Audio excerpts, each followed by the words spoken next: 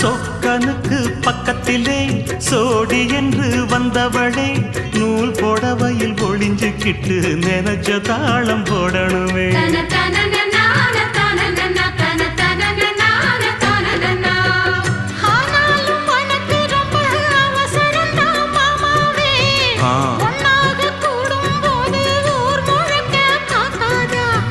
பார்த்தாலும் தவறு இல்ல பனியுறங்கும் ரோசாவே உன்னால சொத்த வச்ச மூக்குலதான் வைக்காதா.